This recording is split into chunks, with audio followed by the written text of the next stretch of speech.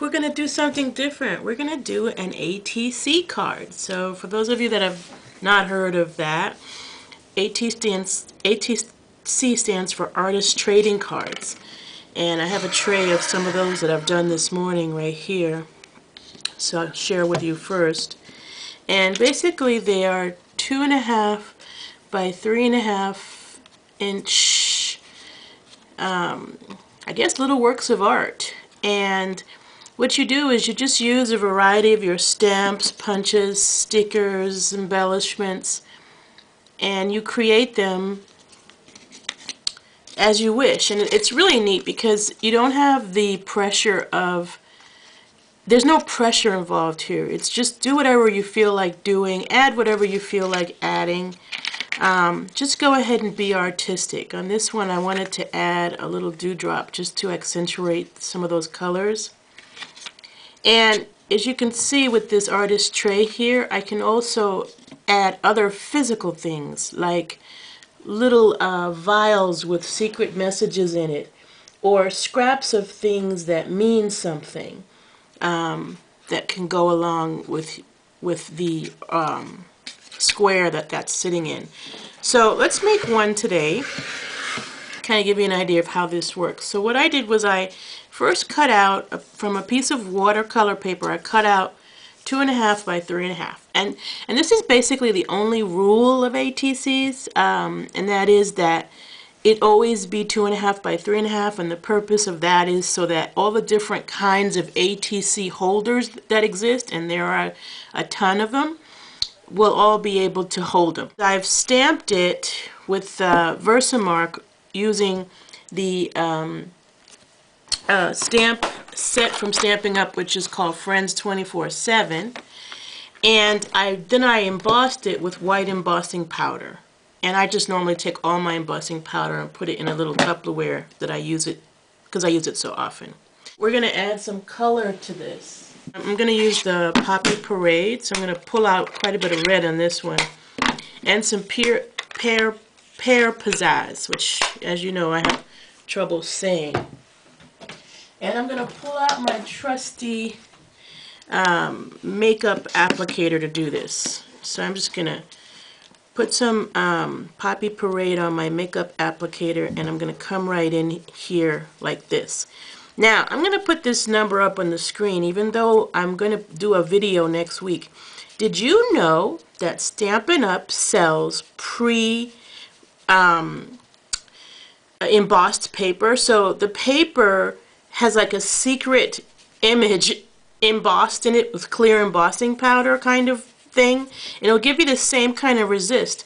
And what's neat about buying that paper, and I'll put the numbers up for you, even though, like I said, I'm going to have a special video about that. What's really neat about that is you can choose the color palette now along with the design. And your embossing is basically done for you. So I love that idea. And this one I did myself because I haven't invested in those papers yet, but I definitely can see the value right away of what they give you, like out of the box, saving you some time embossing, and also, you know, enabling you to align stamps that you have with special papers, because the papers that they have corresponding stamp sets. So again, I'm going to have a video about that really soon. So you can see I'm just coloring into the paper, and because the design was embossed first, it's resisting the ink. And that's exactly what I wanted. And I'm going to, on this left side, on this side of the design, I'm going to use a sponge. I'm going to change my applicator because I get a different texture. And I'm going to just finish it off with some chocolate chip.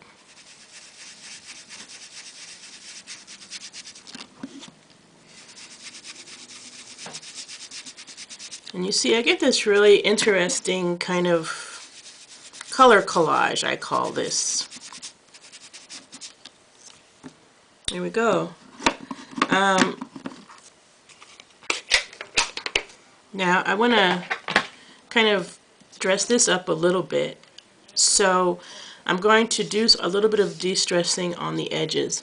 And all I'm going to do is just take my paper snips and run across the edge.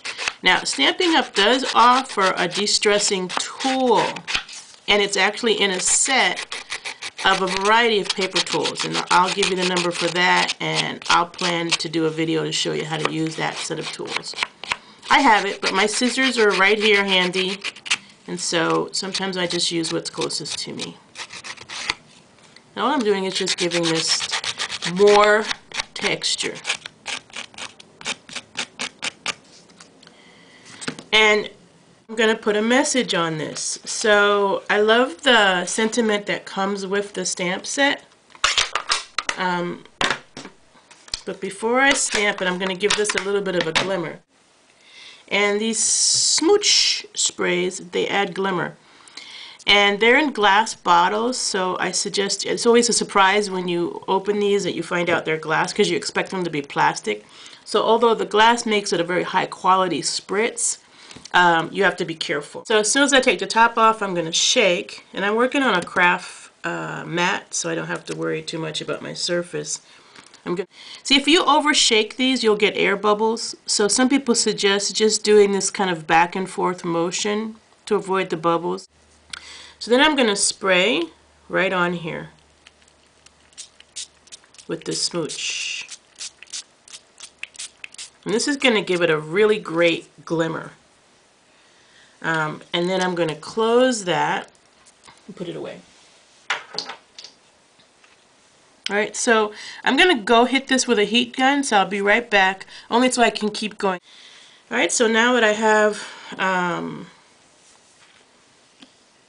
my ATC all background beautiful, I'm going to add a sentiment and a little bit of embellishment. So my sentiment, I want it to be in a light area so it's readable.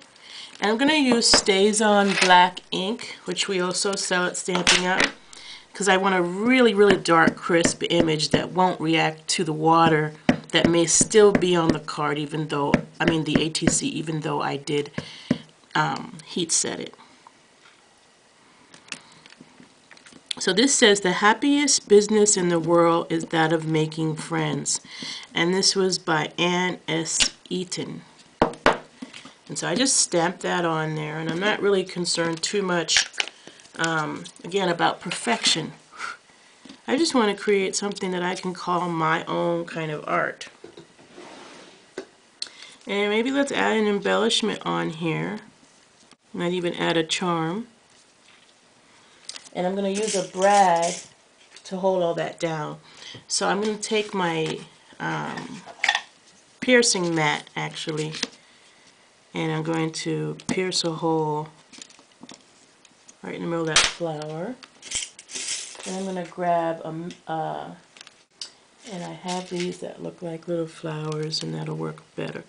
The back of it's a little bit longer, and so I can get it through there without an issue.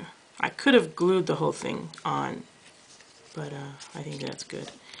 And so here's my just made ATC card. Excuse the moving camera. And so I'm going to add that to my collection of ATCs. Let's put it, it doesn't matter where you, I mean, after I get done making all of my ATCs for this tray, then I'll kind of figure out where each one should go.